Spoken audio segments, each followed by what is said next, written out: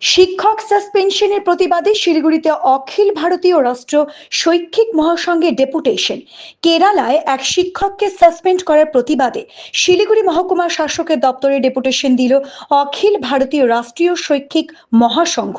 সংগঠনের অভিযোগ, বীর সাভারকরকে নিয়ে একটি প্রশ্ন করার জেরেই কেরালার এক শিক্ষককে সাসপেন্ড করা হয়েছে।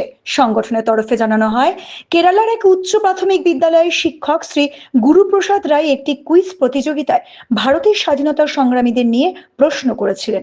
সেই প্রশ্নে ব্রিটিশ সরকারের বিরুদ্ধে স্বাধীনতা সংগ্রামে দীর্ঘতম শাস্তিকে পেয়েছিলেন তা জানতে চাওয়া হয়েছিল। সংগঠনের দাবি, সেই প্রশ্নে ব্রিটিশ সরকারের বিরুদ্ধে স্বাধীনতা সংগ্রামে দীর্ঘতম শাস্তি কে পেয়েছিলেন তা জানতে চাওয়া হয়েছিল। সংগঠনের দাবি, প্রশ্নটির উত্তর হিসেবে বীর সাভারকরের নাম উল্লেখ করা হয়েছিল। এরপরই ওই শিক্ষককে সাসপেন্ড করা হয় বলে অভিযোগ।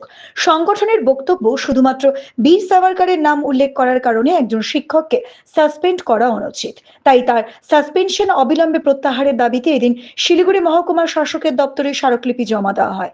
সংগঠনের প্রতিনিধিরা জানান, মহকুমা শাসকের মাধ্যমে তাদের দাবি কেরালা সরকার, কেরালার রাজ্যপাল এবং মুখ্যমন্ত্রীর কাছে পৌঁছে দেওয়ার আবেদন জানানো হয়েছে। দ্রুত এই শিক্ষকের সাসপেনশন প্রত্যাহার না হলে বৃহত্তর আন্দোলনের পথে যাওয়ারও হুঁশিয়ারি দিয়েছে সংগঠন। শুধু নাম নেওয়ার জন্য শিক্ষকের উপর সাসপেনশনের খাড়া নেমে আসা, এর থেকে বোঝা যায় যে কেরল সরকারের মানসিকতা কী। আজকে বীর সাভারকর নাম নেওয়ার জন্য যদি কোনো শিক্ষককে সাসপেন্ড হতে হয়, তাহলে এটা একদম রাষ্ট্রবিরোধী একটা সিদ্ধান্ত। যে সাভারকর মানে দেশের স্বাধীনতার জন্য যিনি আত্মবলিদান দিয়েছেন নিজের কোনো পরোয়া না করে, তার নাম নেওয়ার জন্য শুধু এরকম তাকে সাসপেন্ড করা, একজন শিক্ষক মহাশয়কে সাসপেন্ড করা, এই অন্যায় কোনো মতনেই মেনে নেবে না, দেশ মেনে নেবে না। আজকে সমগ্র দেশে সমগ্র জেলা শাসকের কাছে আমাদের এই ডেপুটেশন কর্মসূচি চলছে।